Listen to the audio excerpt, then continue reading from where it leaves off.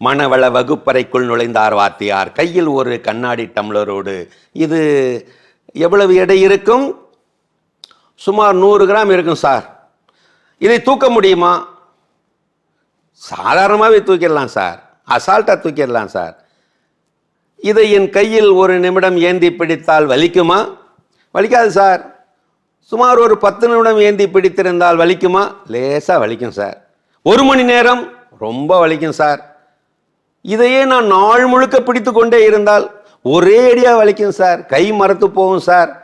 கை வலிக்காமல் மரத்து போகாமல் இருக்க நான் என்ன செய்யணும்? கிளாஸை கீழே வச்சிடணும் சார்.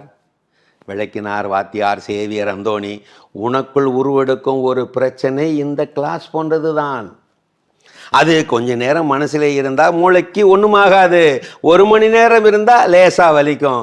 அதுவே ஒரு நாள் முழுக்க இருந்தால் வலிக்கும். மூளை மரமரத்து போகும், செயல் இழந்தே போயிடும். முடித்தார் சேவியர் அந்தோணி.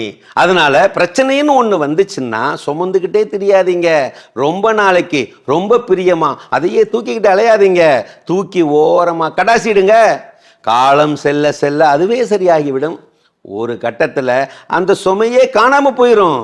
அதுதான் சொல்றேன், மன சுமை இன்மையே மகத்தான சுகம்.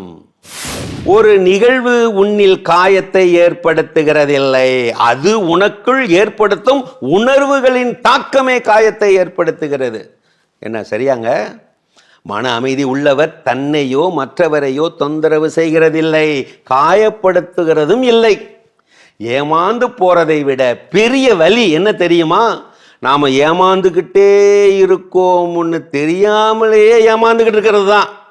என்ன நான் சொல்றது? வாழ்க்கையில் நமக்கு சிலர் மன வலிமை தருகிறார்கள், சிலர் மன வலி தருகிறார்கள். மன வலிமையோடு மன வலியை கடந்து செல்க. அன்பிற்கு ஏங்கி அழுது உடைந்த உள்ளத்திற்குத்தான் தெரியும் அலட்சியத்தின் வலி என்னவென்று. அப்படி அலட்சியமாக தூக்கி எறியப்படும் போதுதான் தெரிகிறது, புரிகிறது, வலிக்கிறது. சிலர் பார்வைக்கு நானும் குப்பையே என்று குப்பை என நினைப்பவருக்கு குட் பை சொல்லிவிடு.